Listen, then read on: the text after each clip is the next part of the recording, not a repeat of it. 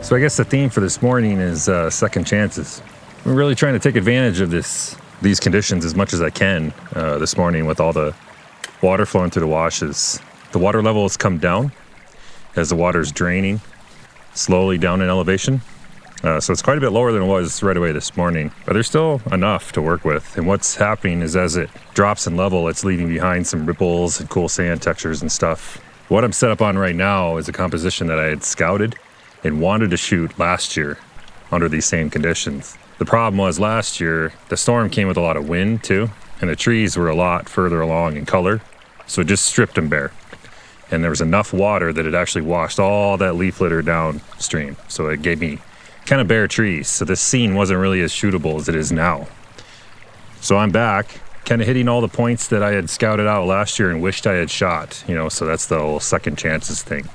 But this year I got a new toy with the 6x12 back, which makes this kind of a panoramic crop, which I think works even better. I was trying to line this up as a 4x5 at first, and there was too many distractions and things that were really kind of giving me a hard time. And then as soon as I started looking at 6x12 and trying to crop the top and bottom off, it got a lot easier. So that's what I'm shooting.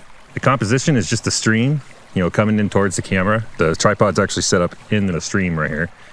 And I was trying to use the stream as a little bit of a lead-in line, but with 6x12, it doesn't quite work as well. There was more of an S-curve with the 4x5 aspect, but there's all these boulders and things that have just been, brought to the surface as this sand has been washed down by all these monsoonal floods. And it just kind of looks really distracting. So I'm making do with just a little bit of a bend that I've got.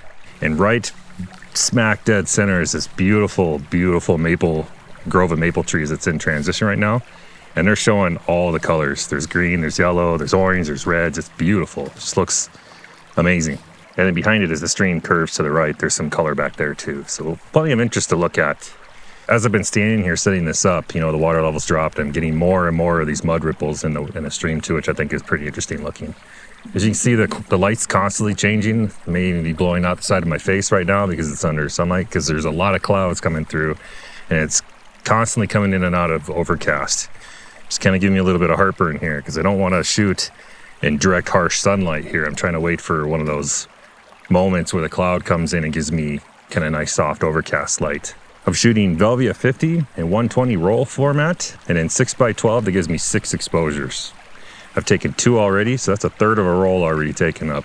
And those exposures were 1 second at f32, and I did add my landscape circular polarizer from Lee to try to knock. There's just a little bit of a specular highlight here in one of the mud ripple textures that's in the middle of the composition. I'm trying to knock that down a little bit, in addition to waiting for the cloud cover to make it more overcast.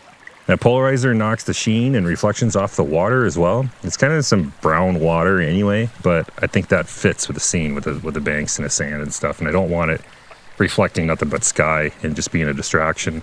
Other than that, it was pretty simple to set up. It's pretty straightforward. No real serious movements to speak of. I had just a touch of front tilt in order to get the foreground sharp as well as the background, and that's about it. Pretty standard.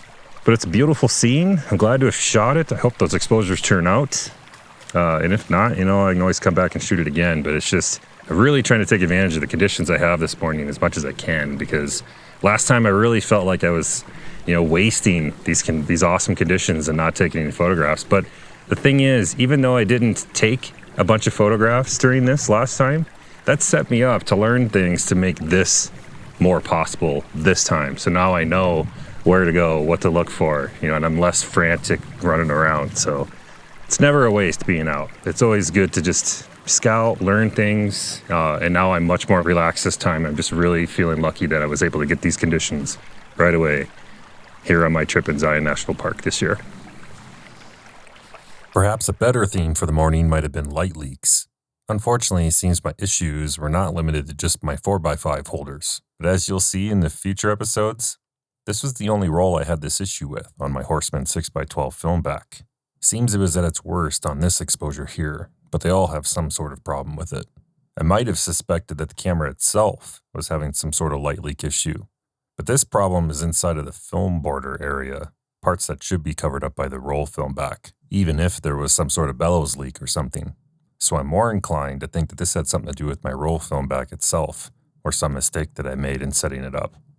And the only thing I can think of is this left side of the frame might have been the side that the dark slide came in and out of. And while editing the footage, I noticed I may have had the slot the dark slide goes in facing towards the sun. So it's possible that I got some direct sunlight in here. But to be honest, I don't really know what happened here. So if you've ever seen this before, let me know what you think it might be. Fortunately, again, there was a couple exposures that were less affected than the others. And although they will need a little bit of work to get rid of the faint blue haze, I'm fortunate that this one didn't end up being a total failure. I got something out of the roll. I do like the composition, but I'm a little unsure about my decision to put this rock in the corner. I was a little pinned in with how high I could point, with the sky and some other distractions in the background. And I was trying to include more of that stream in the foreground, which I thought was the more interesting element. But if I could teleport back there again, I'd probably take another step or two forward and eliminate that rock. But alternatively, I can just crop it in post and get rid of it. But here's my edits, and as always, let me know what your thoughts are down in the comments.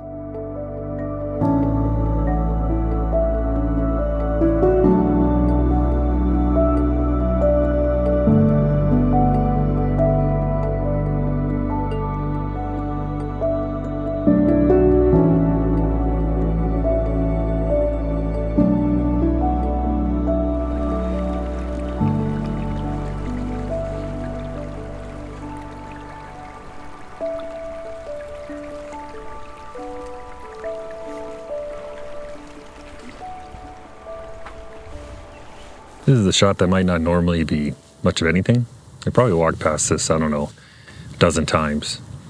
But now that we've had some rain and the sandstone's kind of wet, there's this area that's got these layers and striations in it. And, some of it's dark and then really stands out against the brighter highlights. I think it looks great. So I've set up on it with my 180mm Fujinon, a 5.6. I've just filled the frame with these kind of patterns, and they're almost like Z-shaped patterns. I've had to angle my camera just a little bit to kind of make the striations look straight. So it's not quite level to earth, but it's a little straighter looking on the patterns in the sandstone. Got a couple of really small plants, just brush, that are growing out of sandstone. Add some interest in it, and I think that looks really cool. I went for Fuji Velvia 50 on this one, which will probably end up pumping the colors up a little bit on it. And that's okay, because it's not super saturated of a scene. I might normally have come back to this when I had some different lighting conditions, but I'm a little concerned that if I waited too long, all of these dark patterns would start to evaporate and it wouldn't look the same if I came back, and had direct sunlight that's bouncing light into it. And because of how unsure I am about that, I only took one exposure. So I had a film holder, had one sheet left in it. I decided to shoot that. And yeah, otherwise, pretty straightforward. No complex movements or anything. Just a cool looking photo, hopefully. I've been playing a lot with images that have a dominant horizontal flow to them, juxtaposed with a strong diagonal component. And this image is a good example of that. The arrangement of elements basically form a Z shape in the frame, which I think is visually interesting. I was being careful to make sure that this plant on the lower right didn't crowd the edges of the frame too much as to make it look awkward. And the same thing applied to the brush on the left side. And lastly, I was trying to make sure I didn't place the diagonal lines in a position where they would look awkward in the frame. At the very top left corner, there was a little bit of background that I was trying to make sure I didn't include too much of.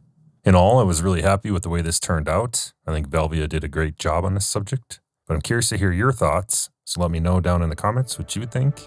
And here's my edited version.